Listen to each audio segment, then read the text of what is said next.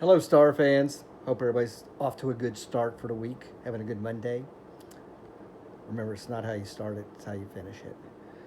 So I thought I'd give a quick video update on the Jason Robertson saga, which I believe is going to reach its conclusion here in the next week. At least is how it applies to where he's going to start training camp and next season. And like I've said before, the high likelihood is that'll be right here with the Dallas Stars. As you're probably aware, the arbitration hearing is coming up this Saturday, the 25th. So there's still a slim possibility that Robertson could be traded. I believe the only thing that would trigger it at this point, and it would happen before Saturday, before the arbitration. Once the arbitration hearing is in process, you can't trade a player, and then once that contract is awarded, it's going to be very unlikely that Robertson would be traded, simply because he can't extend until January 1st.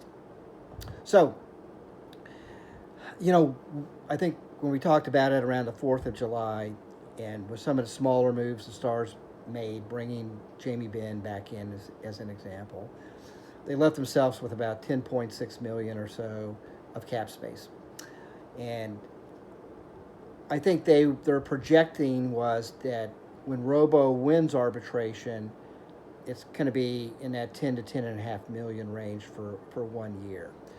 I think that dynamics changed a little bit, and keep in mind that from the Robertson camp, the only comparables you can use or comparables you can use are other restricted free agents. It doesn't matter what Kaprizov or these other guys did, 2 years ago.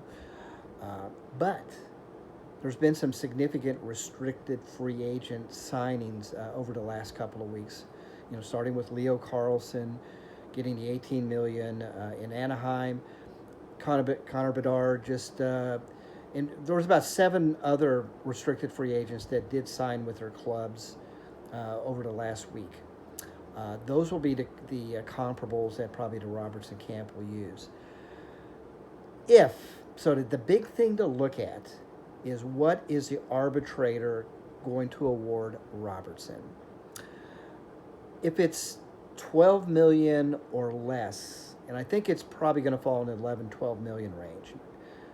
If you asked me first of the month, I might have said 10.5, but I think it's gone up.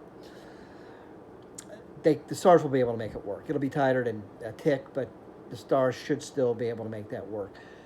If it's up in that 12 million, maybe even 12.5, they may have to. Remember, they can still get rid of Tyler Myers as an example. Get rid of that contract. It's $1.5 million, but that might be all that's necessary to get a Robertson contract, in the fold. If it's up in that 13 to 14 million, that could change things. That would mean that Jim Nill would probably have to move a position player he didn't plan on moving, or he just decides to trade him. And that's the only thing I could see that would produce a trade, is if Robertson's awarded like 14 million, something like that, by arbitration, and the Stars said, well, instead of trading a key component on our team, we're just going to move him.